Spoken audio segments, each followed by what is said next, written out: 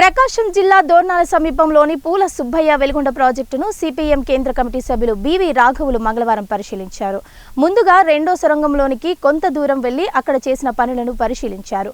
ప్రాజెక్టుపై తగిన సమాచారాన్ని వారి నాయకులను అడిగి తెలుసుకున్నారు.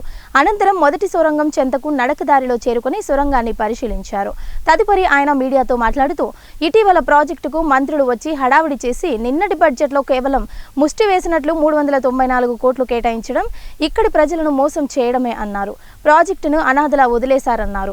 ముఖ్యమంత్రి జోక్యం చేసుకోవాలని, లేదంటే ప్రజా ఉద్యమం చేపడతామన్నారు. త్వరలోనే సీఎంకు తాము లేఖ రాస్తామన్నారు. అలాగే నిర్వసితులకు ప్రభుత్వం పరిహారం అందజేయాలన్నారు.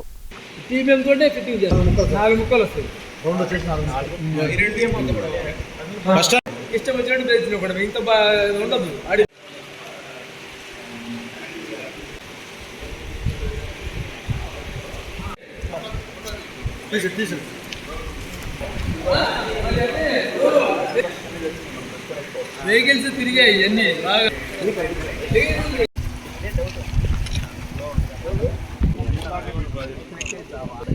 అటే ట్రై చేస్తారండి సార్.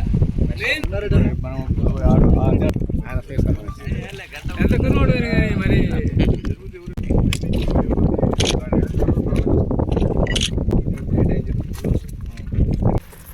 Vehicle sir